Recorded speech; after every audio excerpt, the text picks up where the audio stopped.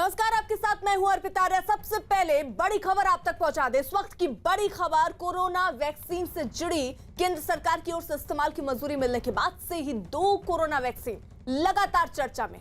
पहली है serum institute की कोविशील्ड और दूसरी भारत बायोटेक की कोवैक्सीन। एक तरफ देश के कई हिस्सों में वैक्सीन लगाने की तैयारियों को परखने के लिए ड्राई रन चल रहा है, तो दूसरी ओर कई विपक्षी नेता देश में तैयार कोरोना वैक्सीन पर सवाल उठा रहे हैं। यूपी के 75 शहरों में एक साथ ड्राई रन चल रहा है और इस ड्राई रन में वैक्सीन लगाने की हर प्रक्रिया को परखा जा रहा है, ताकि जब असल में वैक्सीनेशन शुरू हो तो कहीं कोई चूक ना हो। वहीं दूसरी ओर अखिलेश यादव, शशि थरूर, मिलिंद देवड़ा और कई दूसरे नेताओं ने वैक्सीन के मुद्दे पर केंद्र सरकार को घेरा। बीजेपी और केंद्र सरकार ने विपक्षी नेताओं को वैक्सीन पर सियासत न करने की नसीहत दी। इन सब के बीच कोवैक्सीन बनाने वाली कंपनी भारत बायोटेक के सीएमडी डॉक्टर कृष्णा एल्ला भी सामने आए और ये दावा किया कि उनकी वैक्सीन हर मापदंड पर खरी है। उसके बारे में भ्रम फैलाकर लोगों को डराया जा रहा है। कृष्णा एल्ला ने कहा कि भारतीय कंपनी की वैक्सीन होने की वजह से ही कोवैक्सीन को निशाना बनाया जा रहा है।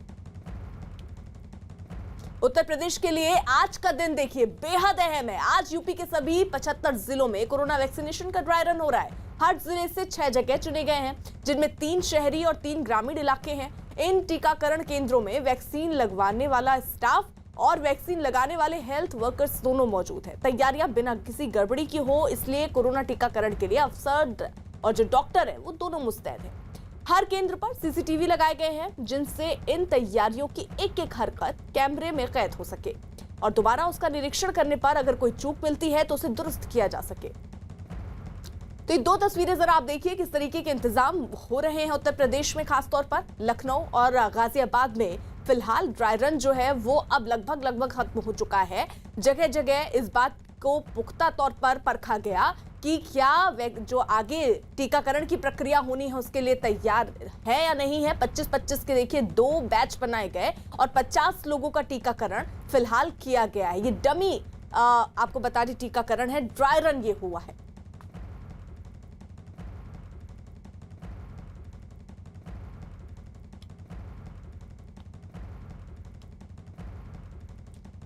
उत्तर प्रदेश के नोएडा में भी वैक्सीनेशन का ड्राई रन जारी है। न्यूज 18 सुबह से ही लगातार आपको वैक्सीनेशन की ग्राउंड रिपोर्ट दिखा रहा है। न्यूज 18 के संवाददाता अमित सिंह नोएडा के पीजीआई में डमी वैक्सीन लगवाकर ड्राई रन का हिस्सा बने।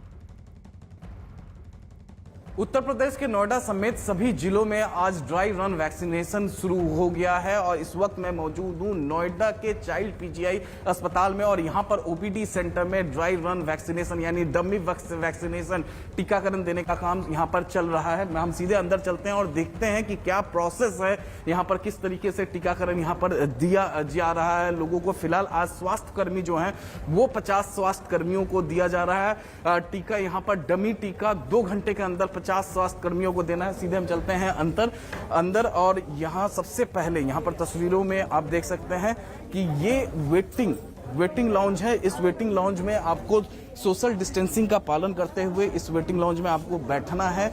ये जो आज हम आपको ये जो डमी यहाँ पर ड्राई वैक्सीनेशन का काम यहाँ पर चल रहा है, जो देने का प्रक्रिया शुरू किया गया। जब वैक्सीनेशन दिया जाएगा, जब टीका दिया जाएगा तो ठीक इसी प्रोसेस को अपनाया जाएगा। इसी वजह से आज डमी यहाँ पर वैक्सीनेशन दिया जा रहा है स्वास्थ्य कर्मियों को, ताकि कोई अगर दिक्कत हो तो उस दिक्कत को, इस तैयारियों को दुरुस्त कर लिया जाए। यहाँ पर आप देख सकते हैं कि रजिस्ट्रेशन सेंटर है। यहाँ पर रजिस्ट्रेशन सेंटर में जो जिनको वैक्सीनेशन लेना है, जो स्वास्थ्य कर्मी है वो यहाँ पर पहुंचे हुए हैं। यहाँ तस्वीरों में आप यहाँ पर देख सकते हैं पहुंचे हुए हैं। हम चलते हैं इनके पास। पहले वेटिंग लॉन्ज में इंतजार करने के बाद, मैम मेरा नाम अमित कुमार सिंह है। आपका आईडी? मेरा आईडी ये रहा आपके पास,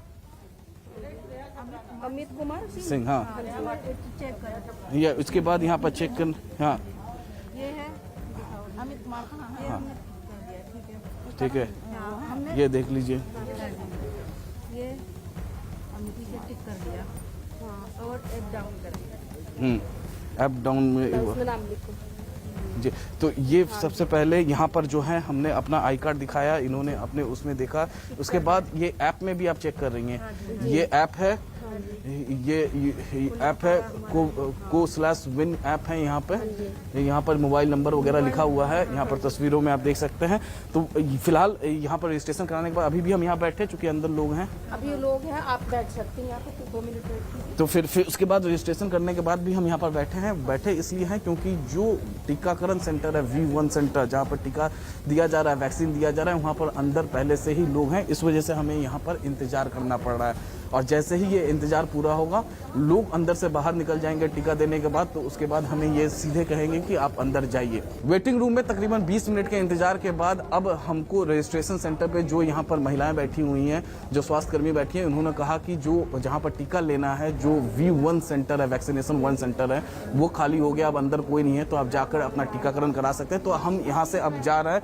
मैम, जैसा आपने कहा, मैं जा रहा हूँ अंदर टीका कराने, तो फिर इन्होंने मुझे ओके किया। अमित कुमार सिंह नाम है। हाँ, अमित कुमार। हाँ, अमित कुमार सिंह ये है। अच्छा, और ये आपको आईडी प्रूफ दिखाइए। अब जी एक बार दोबारा मैं आपको अपना आईडी प्रूफ यहाँ दिखाता हूँ। ये है आईडी प्रूफ। अमित कुमार 25/6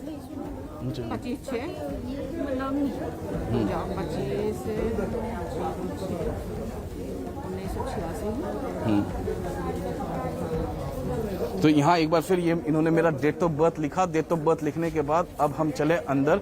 यहाँ पर मैम अंदर वहाँ से भेजा है अमित कुमार सिंह मैम।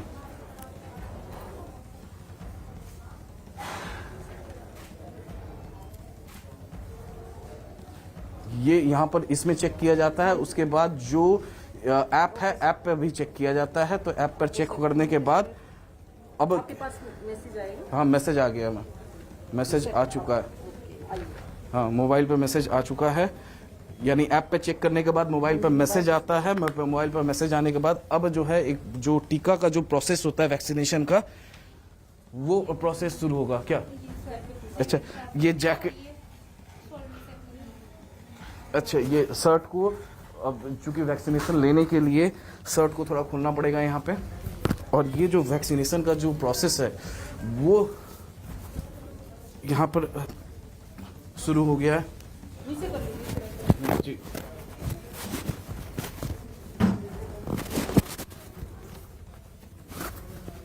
अब ये वैक्सीनेशन देने का यहाँ पर प्रोसेस हो रहा है।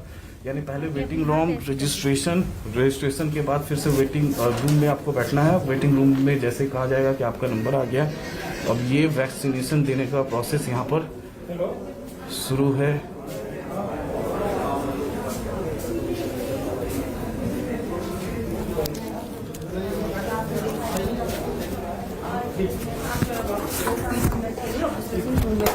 मतलब 30 मिनट यहाँ के बाद 30 मिनट रूम में बैठना है, वेट करके जाना है। ऑब्जर्वेशन सेंटर कहाँ पे है? सामने ही बना हुआ है, आप आइए। अच्छा, आप चलेंगी ऑब्जर्वेशन सेंटर में? तो अब हम चले यहाँ से इनके साथ ऑब्जर्वेशन सेंटर में जी। ऑब्जर्वेशन सेंटर में ये हमें लेके जा रही हैं जी। ये जो जी ये जो कमरा है, ये ऑब्जर्वेशन रूम है। यहाँ पर आधे घंटे बैठना है हमें। 30 मिनट तक आपको यहाँ पर बैठना है। तो ऑब्जर्वेशन रूम में इस वक्त हम बैठ चुके हैं। यहाँ पर आधे घंटे यहाँ पर बैठना है। अगर मरीज को किसी भी तरीके से कोई दिक्कत होता है टीका लेने के बाद, उसके बाद जैसे ही दिक्कत होगी, उसके बाद आप कहाँ लेकर जाएंगे? अगर रूम पे लेकर जाओ, वहाँ पे वेटिंग रूम पे लेकर जाएंगे। उधर AIFI रूम जो है, इमरजेंसी रूम में। इमरजेंसी रूम में।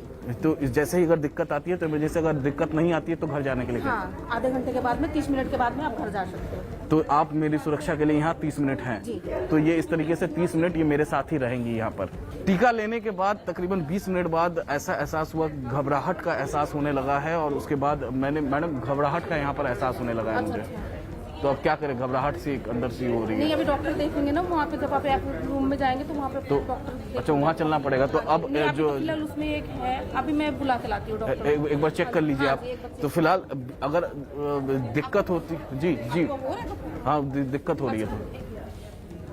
तो जब दिक्कत होती है तब देखिए, जैसे कि ये सिस्टर हैं, तुरंत ये यहाँ से दौड़ के जा रही हैं AIFI रूम में, जो इमरजेंसी बनाया गया है वहाँ पर जाएंगी। और उसके बाद वहाँ पर जाने के बाद वो देखेंगी और बताएंगी डॉक्टर को कि एक को दिक्कत हो रही है, उसके बाद वहाँ से तुरंत हमको वहाँ पर लेकर जाया जाएगा। जैसे ही मुझे घबराहट हुई उसके बाद मैंने सिस्टर से बताया, सिस्टर जाके अंदर या जो इमरजेंसी वार्ड है वहाँ पर जाकर चेक किया, वहाँ पर अब कोई पेशेंट नहीं है। तो ये आई है मेरे पास और मुझसे कह रही है कि वहाँ चलने के लिए। अब मैं सिस्टर के साथ ठीक उसी जगह पे जा रहा हूँ।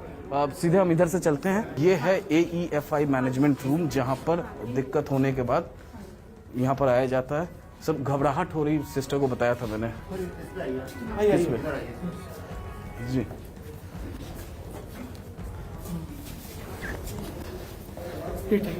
लिख जाए।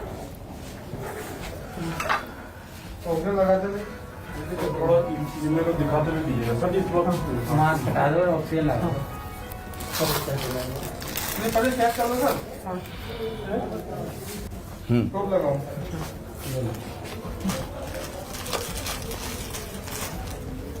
मेरे पास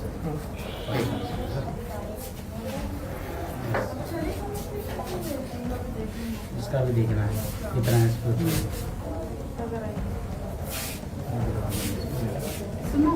ठीक है, no need for oxygen. No need for oxygen. BP check कर लो।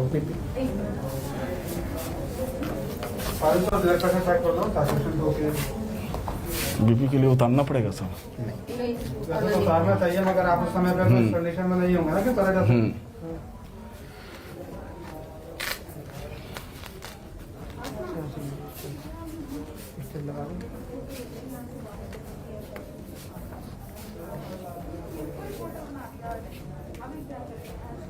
भर दिया ऐसे भर दिया हो गया। ठीक है, ऊपर कर दे, सिर्फ ऊपर आ जाएगा।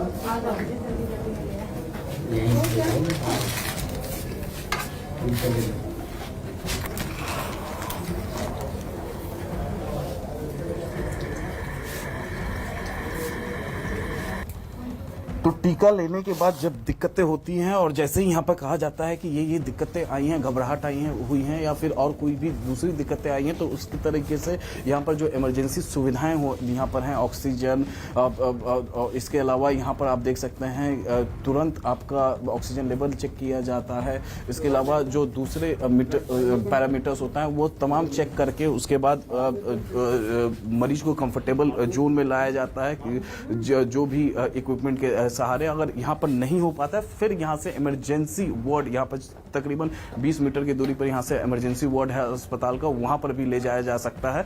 तो इस तरीके का ये पूरा प्रोसेस है। आज यहाँ पर डमी प्रोसेस हो रहा है इस अस्पताल में, चाइल्ड PGI अस्पताल नोएडा में। लेकिन अब जब प्रोसेस होगा वैक्सीनेशन का तो ठीक इसी तरीके से पूरी प्रोसेस होगी। ये डमी प्रोसेस इसलिए किया जा रहा है कि किसी भी तरीके से अगर कोई दिक्कत आती है इन तैयारियों में तो उसे तुरंत दुरुस्त कर लिया जाए। लेकिन फिलहाल ये जो प्रोसेस है वो पूरा सही है। खुद DM यहाँ पर मौके पर पहुंचे हुए थे, उन्होंने देखा, चेक किया, जो CMO है वो उन्होंने चेक किया और ये जो प्रोसेस है वो बिल्कुल अभी फिलहाल सही है। जो तैयारियां हैं वो पूरी तरीके से देख ली गई हैं और अब आने वाले दिनों में इसी तरीके से जब वैक्सीनेशन होगा तो यही प्रोसेस अपनाया जाएगा। कुछ खास सहयोगी इस वक्त हमारे साथ हैं और एक मेहमान भी हमारे साथ हैं। अमित सिंह नोएडा से इस वक्त हमारे सहयोगी जुड़ चुके हैं, राजीव सिंह लखनऊ से इस वक्त हमारे साथ हैं और साथ ही साथ doctor Shekhar Singh Mande DGC SIR भी हमारे साथ हैं और उनका बहुत बहुत स्वागत है। सबसे पहले सर मैं आपका ही रुख करना चाहूंगी। डॉक्टर साहब, जिस तरीके से एक ये कह लीजिए ड्राई रन की जो प्रक्रिया है, ये कितनी महत्वपूर्ण प्रक्रिया है वैक्सीनेशन से पहले और इसके क्या क्या फायदे जब वैक्सीनेशन या टीकाकरण की प्रक्रिया शुरू होगी तो होंगे? उसका ऐसा है कि जो कि ये इसे इतने बड़े स्केल पे किया जा रहा है और पहले बार इस इतने बड़े स्केल पे हम कोई वैक्सीनेशन का प्रक्रिया कर रहे हैं। ऐसा नहीं है कि हम लोगों ने पिछले कभी वैक्सीनेशन किया नहीं हो। यूनिवर्सल वैक्सीनेशन प्रोग्राम इंडिया में तो है ही, यूनिवर्सल इम्यूनाइजेशन प्रोग्राम, और पोलियो का भी निर्मूलन हम लोगों ने जो किया था वो बहुत बड़े स्तर पे किया था, लेकिन ये उससे भी ज़्यादा है और इसलिए उसको तैयार रहने की ज़रूरत है।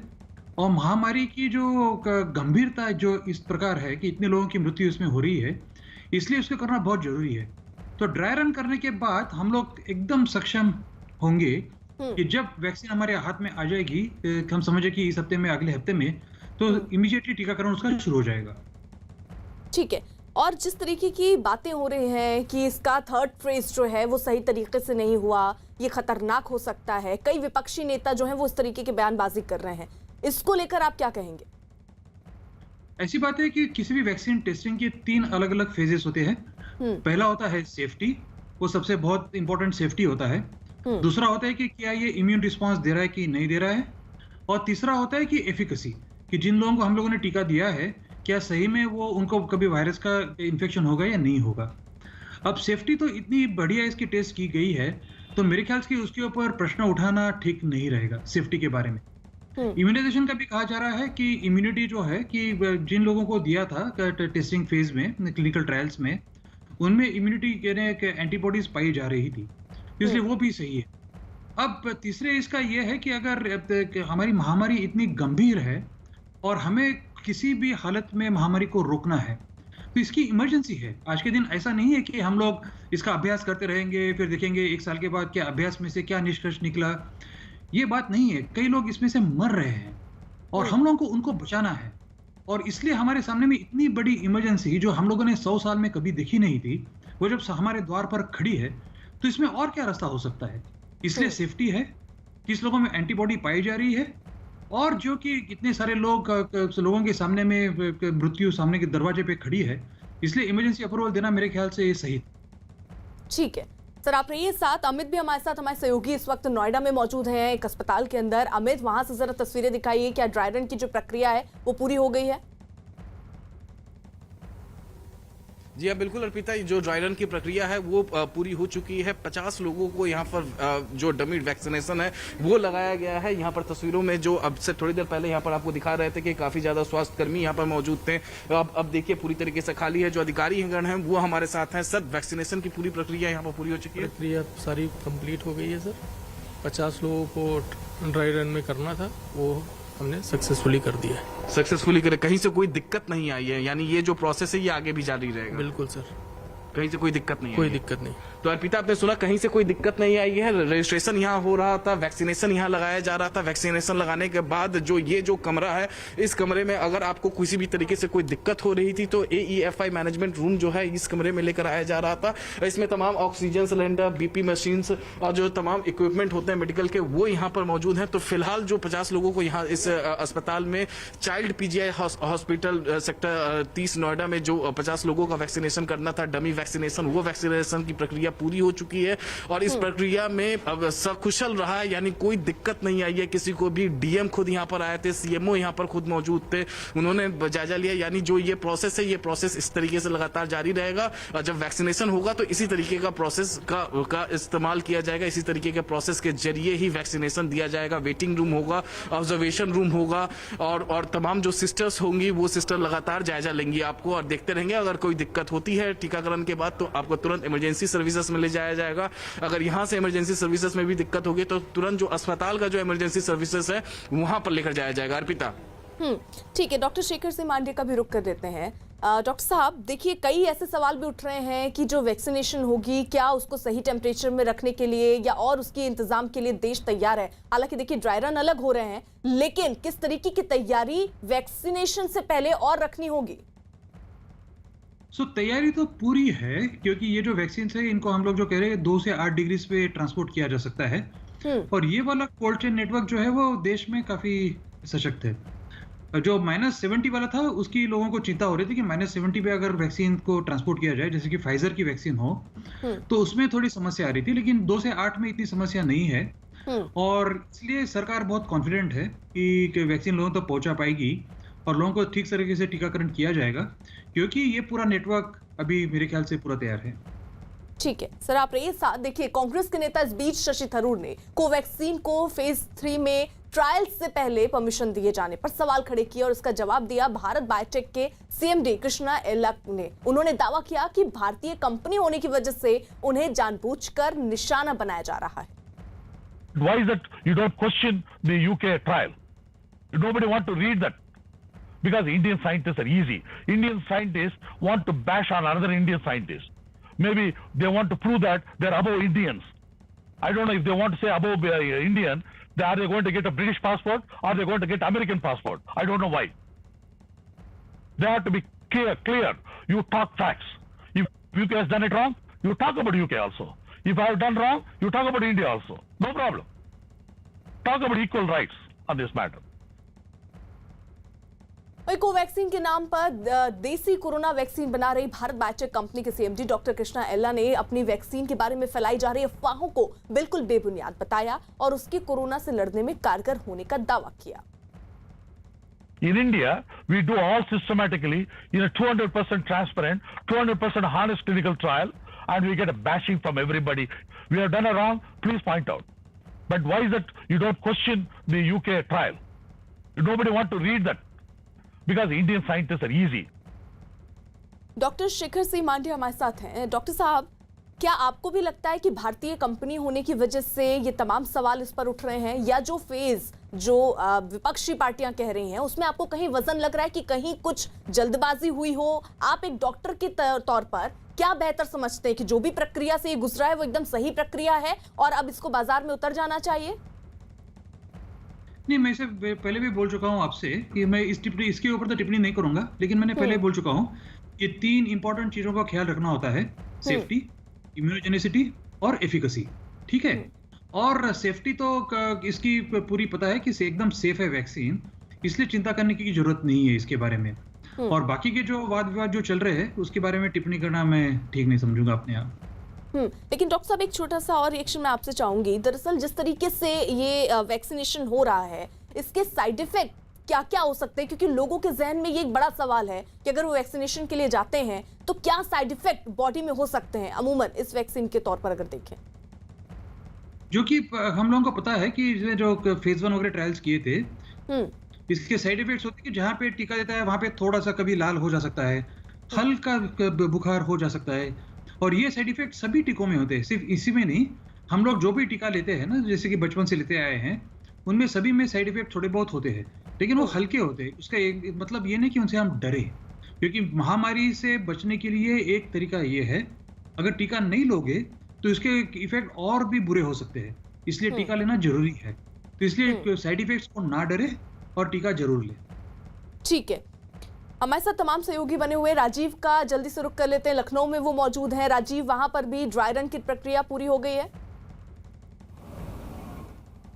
अर्पिता, अगर राजधानी लखनऊ की बात करें तो राजधानी लखनऊ के सभी 12 जो अस्पताल थे जहां पर ड्राई रन कराया जा रहा था, वहां पर ये प्रक्रिया पूरी हो चुकी है। आप देख सकते हैं कि लोहिया इंस्टीट्यूट में भी जहां पर 2 बूथों पर ड्राई रन चल रहा था, वहां पर भी ये ड्राई रन का कार्यक्रम पूरा हो चुका है। तो क्योंकि लगातार आज उत्तर प्रदेश में के 75 जिलों में जो 10 से 12 बजे तक का ड्राई रन का कार्यक्रम रखा गया था, उसके बाद आज इस पर समीक्षा की जाएगी। खुद उत्तर प्रदेश के मुख्यमंत्री योगी आदित्यनाथ शाम 5 बजे उत्तर प्रदेश के सभी जिलाधिकारी और मुख्य चिकित्सा अधिकारियों के साथ वीडियो कॉन्फ्रेंसिंग के जरिए बैठक करेंगे, और जो ये ड्राई रन हुआ है इसमें क्या परिणाम आए हैं और किस तरह की खामियां और समस्याएं सामने आई हैं, इसको लेकर चर्चा करेंगे और आवश्यक दिशा निर्देश देंगे। क्योंकि योगी आदित्यनाथ ये चाहते हैं कि किसी भी तरह की जो उत्तर प्रदेश में कोरोना वैक्सीन का वैक्सीनेशन होना है उसमें कोई समस्या ना आए, और इसी के चलते ये ड्राई रन उत्तर प्रदेश में आज कराया गया है सभी जिलों में। और आने वाले दिनों में जब तक वैक्सीन उत्तर प्रदेश में नहीं आ जाती है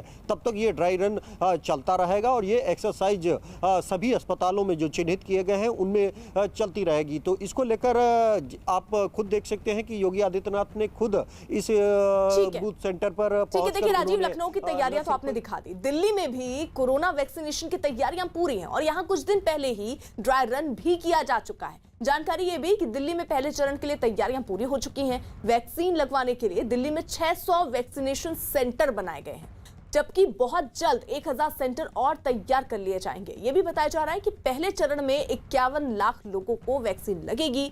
इनमें 3 लाख हेल्थ वर्कर्स भी शामिल हैं जिनको सबसे पहले टीका लगाया जाएगा। इसके साथ ही 6 लाख फ्रंट लाइन वर्कर्स को भी वैक्सीन लगाई जाएगी। पहले चरण में 50 साल के ऊपर के लोगों को भी टीका लगेगा। साथ ही 50 साल से कम उम्र के बीमार लोगों को वैक्सीन लगाने में प्राथमिकता दी जाएगी। ये भी बताया जा रहा है कि दिल्ली में रोजाना 1 लाख लोगों को टीका लगाया जाएगा। दिल्ली सरकार ने यह भी ऐलान किया कि दिल्ली के लोगों को मुफ्त टीका लगाया जाएगा।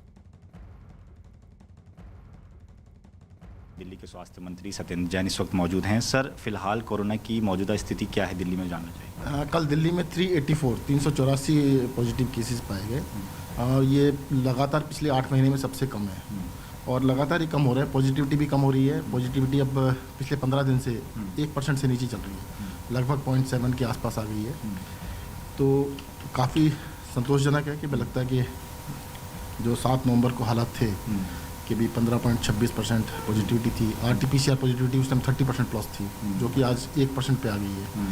तो काफ़ी कंट्रोल में आया है। सर, वैक्सीन को मंजूरी मिल जाने के बाद अब लोगों को काफ़ी उम्मीदें हैं। तो अगर दिल्ली में तैयारियों की बात की जाए तो पहले चरण के लिए क्या तैयारियां इस वक्त सरकार ने की? देखिए, दिल्ली सरकार ने पहले चरण के लिए पूरी तैयारी कर ली है और हमें जहाँ तक बताया गया है कि सबसे पहले हेल्थ जो हमारे केयर वर्कर्स हैं उनको लगाई जाएगी, फिर फ्रंट लाइन वर्कर्स को लगाई जाएगी। तो उसकी तैयारियां पूरी कंप्लीट की जा चुकी हैं और जैसे ही वैक्सीन आएगी तभी हम लगाना स्टार्ट कर देंगे। सर, इसमें टोटल कितने लोग होने जाएंगे? देखिए, हेल्थ केयर वर्कर्स 3 लाख हैं और 6 लाख फ्रंट लाइन वर्कर्स हैं।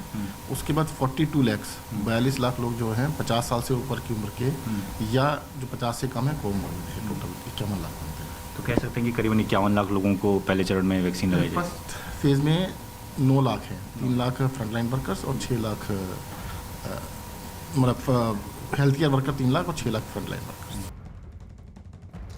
कुछ ही दिनों में कोरोना का वैक्सीनेशन शुरू होने वाला है। इससे पहले दिल्ली के लोगों के मन में इससे जुड़े कई सवाल हैं। मसलन आम लोगों को कब और टीका कैसे लगेगा, क्या ये फ्री में लगेगा, अगर कोई साइड इफेक्ट हो तो सरकार की तरफ से क्या तैयारियां हैं। लोगों ने नॉर्थ एमसीडी के मेयर जयप्रकाश से ये सारे सवाल किए। सर, आपको कोई सवाल है कोरोना वैक्सीन से जुड़ा? कोरोना वैक्सीन से जो संबंधित मेरा सवाल है, मैं ये जानना चाहता हूँ कि ये फ्री होगा या इसको हमको कुछ पे करना पड़ेगा? अच्छा, ये सबसे अहम सवाल है जेपी जी। सरकारें कंफ्यूज लग रही है इस पर। आम जनता के लिए टीका फ्री होगा? नहीं, भारत सरकार ने घोषणा किया है जो प्रथम फर्स्ट फेज होगा उसमें सभी को वैक्सीन लगभग फ्री दी जाएगी। उसके बाद जो व्यवस्था बनेगी उसमें सबको शामिल होना पड़ेगा। जी, और जैसे कि केंद्रीय मंत्री ने कहा भी था कि बाकी लोगों के लिए जो डिसीजन है वो जुलाई में लिया जाएगा कि वैक्सीन के लिए क्या किया जा रहा है। हालांकि दिल्ली सरकार का फिलहाल दावा है कि दिल्ली में कोरोना वैक्सीन फ्री रहेगी। आपके पास कोई सवाल? जी, मैं आपके माध्यम से ये जानना चाहता हूँ कि जैसा अभी बताया कि पहले फ्रंट पे जो वॉरियर है उनके लिए, लेकिन एक साधारण आदमी, एक साधारण नागरिक भारत का जो है उसको ये कब तक उपलब्ध होने की संभावना है? तो क्या लग रहा है कितना समय लगेगा आम लोगों के एक्सेस में आने में? देखिए, जैसा बताया कि आम आदमी तक पहुँचते हमारा थर्ड फेज जो जब इसमें तृतीय चरण आएगा, उस तृतीय चरण में आम आदमी को इसका लाभ मिलेगा।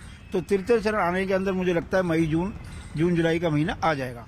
तो पहले प्रथम फेज के अंदर front corona warriors, health worker, second phase के अंदर 50 वर्ष से ऊपर के आयु के लोग और जो किसी बीमारी से ग्रसित है, और थर्ड फेज में जो आम लोग हैं तो जो कोविन ऐप पे अपना रजिस्टर कराएंगे उनको SMS आएगा, वो उसका लाभ उठा सकते हैं। ठीक है, आपसे जानना चाहूंगी ये कोरोना की वैक्सीन की को लेकर सवाल भी उठ रहे हैं, सेफ है कि नहीं, ऐसा कुछ आपके मन में भी रहता है? मैडम, सवाल तो बहुत उठते हैं, लेकिन गवर्नमेंट ने बोला है बिल्कुल सेफ है। हाँ। इससे कोई घबराने की जरूरत नहीं। जो हमारे PM मोदी साहब ने बोला है, इससे कोई घबराने की जरूरत नहीं है, बिल्कुल सेफ है और इसकी ट्रायल हो चुकी है। ठीक है, तो यहाँ पर जो तमाम लोग मौजूद हैं, किसी के पास कोई और सवाल अगर है कोरोना वैक्सीन से जुड़ा हुआ तो अभी इस बात का जवाब ले सकते हैं आपके।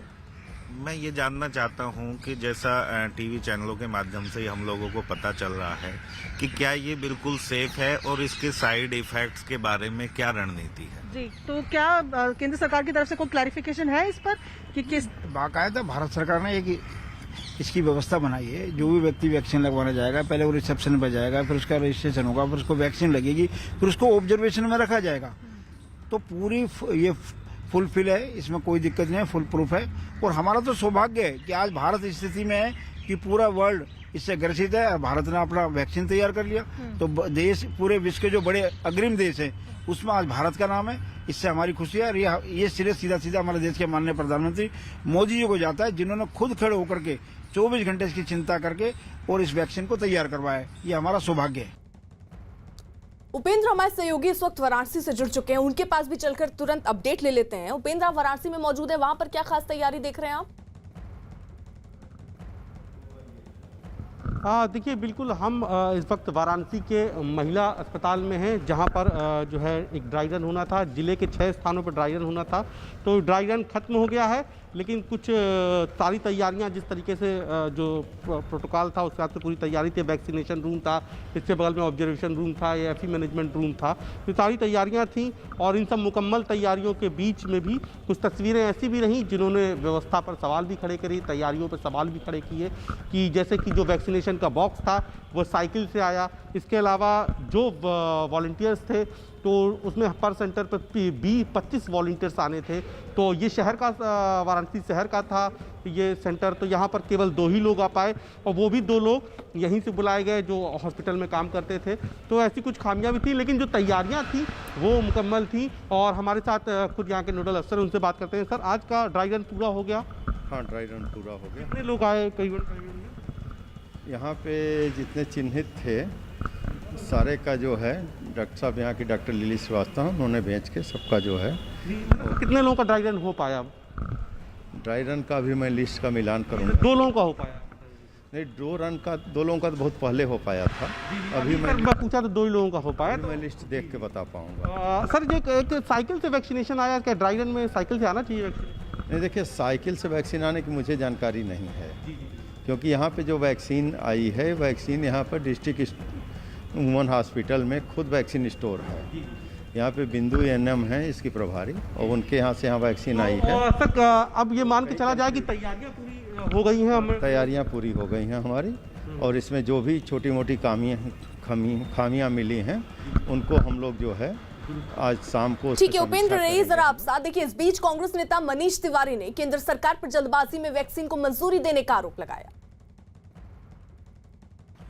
इस आत्मनिर्भरता को प्रमाणित करने के लिए इन्होंने उन वैक्सीन निर्माताओं का भी बहुत बड़ा नुकसान कर दिया है। करोड़ों रुपए लगते हैं एक वैक्सीन को डेवलप करने में, और कोई आसमान नहीं गिर जाना था अगर आप 1 महीना और इंतजार कर लेते और उसकी फेज 3 ट्रायल्स पूरी होने देते।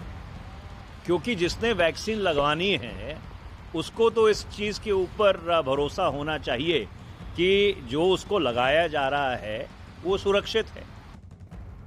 लखनऊ का जल्दी से रुख कर लेते हैं। राजीव है हमारे साथ वहां से। राजीव, क्या 25-25 के 2 ही स्लॉट वहां पर तय किए गए थे, उनका ही यहां पर ड्राई रन हुआ है, उन पर ही टीकाकरण हुआ है, या अभी आगे ऐसी प्रक्रिया और करनी है?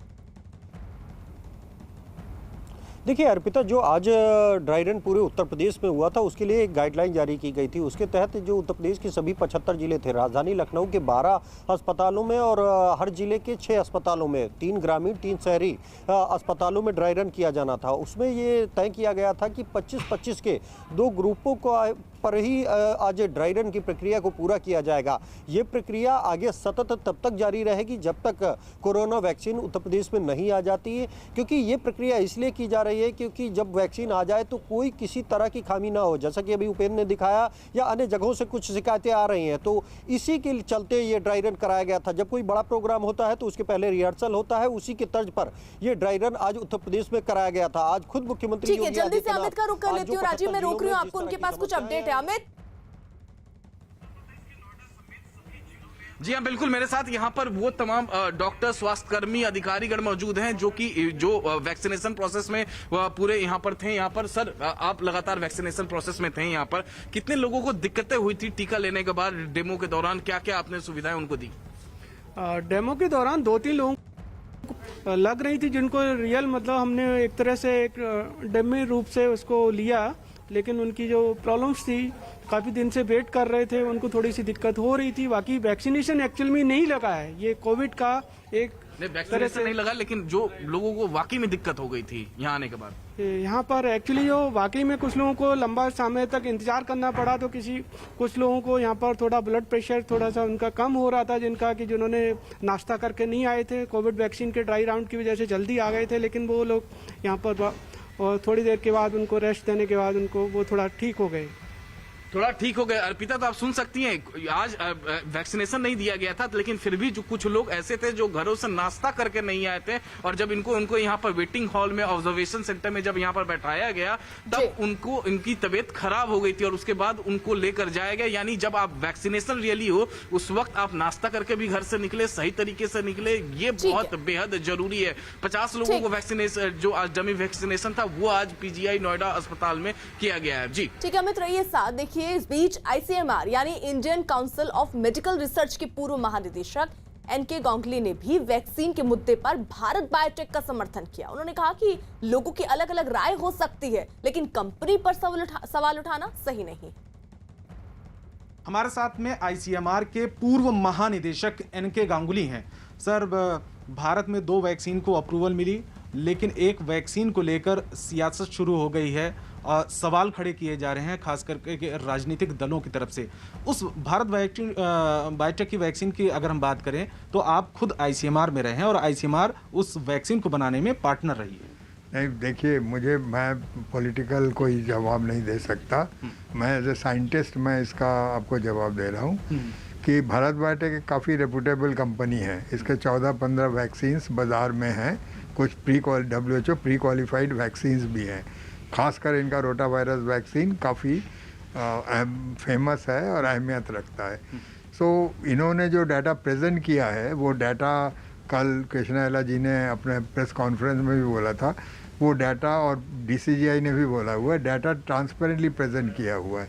उसमें इन्होंने फेज़ 1 और फेज़ 2 का डाटा दिया है। उसमें कहा कि इसमें सेफ्टी भी अच्छी है और इसमें न्यूट्रलाइजिंग एंटीबॉडी भी 90% से ऊपर है।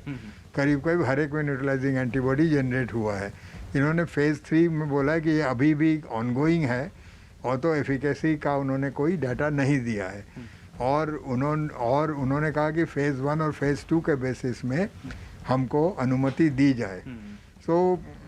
तो यहाँ कहीं कुछ छुपाया नहीं गया है, और DCGI ने भी बड़ा ट्रांसपेरेंटली अपना ओपिनियन दिया है। DCGI ने ये दिया है ओपिनियन कि ये एक रेस्ट्रिक्टेड यूज़ में यूज़ किया जा सकता है। इसमें हमको कम्युनिकेशन एंड एडवोकेसी काफ़ी अच्छी करनी पड़ेगी, जिससे लोगों के दिमाग में कोई भी सवाल पैदा हो उसको ठीक से टैकल किया जा सके।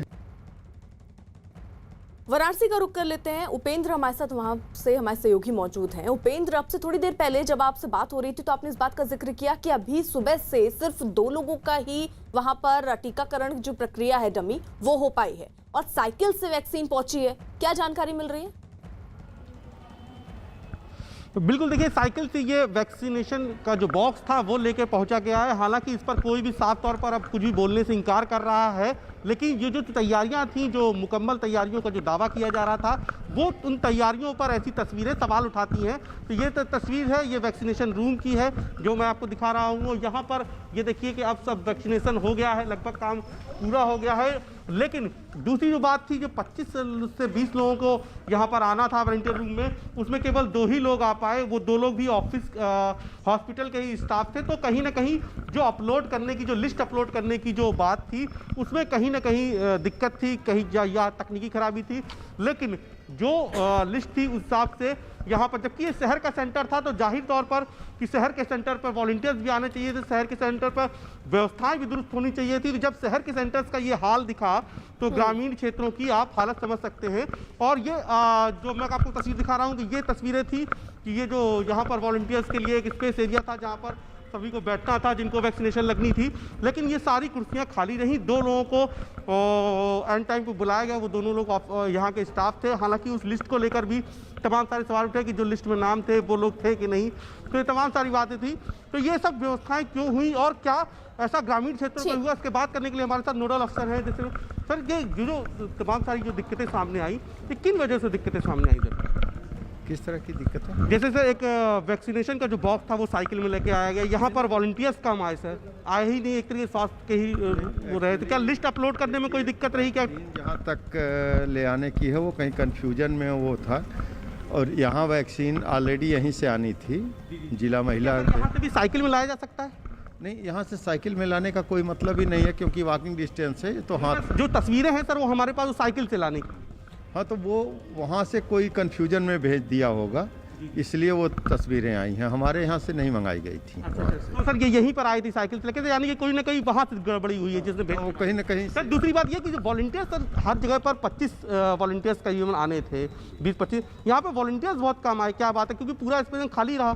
नहीं, वॉलंटियर चूँकि ये जिला महिला अस्पताल के ही कर्मचारी यहाँ के वॉलंटियर थे, तो वो लोग अपने हिसाब से आए हैं और अपना टीका। 2 ही लोग आ पाए ना? नहीं, 2 लोग तो बहुत पहले आए थे। अभी भी लिस्ट में तो 2 ही लोगों के टिक लगे। नहीं, अभी इन लोगों ने कितना किया है, अब तो हम देख के बताए थे ना कि हम देख 2 ही लोगों के वॉलंटियर्स का वो हो पाया। तो ये तमाम सारी खामी थी। मैं आपको फिर तस्वीर दिखा रहा हूँ कि व्यवस्थाएं दुरुस्त थी, बोर्ड लगे थे, ऑब्जर्वेशन रूम कहाँ था इंडिकेट किया गया, और वैक्सीनेशन रूम कहाँ था ये सब इंडिकेट किया गया, अफसर भी आए। लेकिन ठीक है उपेंद्र, रहिए आप हमारे साथ। देखिए तमाम तैयारियां परखी जा रही हैं और कहीं कोई चूक रह जाती है तो उसको भी टीकाकरण की प्रक्रिया शुरू होने से पहले दूर करना प्राथमिकताओं में से एक है। कोरोना महामारी ने आपसी सहयोग की भावना को एक नई मजबूती दी है ताकि पूरा देश एकजुट होकर इस संकट का मुकाबला कर सके। जल्द ही टीकाकरण अभियान भी शुरू होने वाला है और हम सबको फिर से मिलकर इस वायरस को हराना है। इस लड़ाई में नेटवर्क 18 भी हर कदम पर आपके साथ है। हमारे अभियान संजीवनी अ शॉट ऑफ लाइफ का भी यही मकसद है कि कोई सुरक्षित नहीं अगर हर कोई सुरक्षित नहीं। नेटवर्क 18 की इस पहल का उद्देश्य है कि हर भारतीय की वैक्सीन तक पहुंच हो। अगले कुछ दिन में हमारी ये पहल कोरोना के खिलाफ लड़ाई में जन आंदोलन बनकर उभरेगी।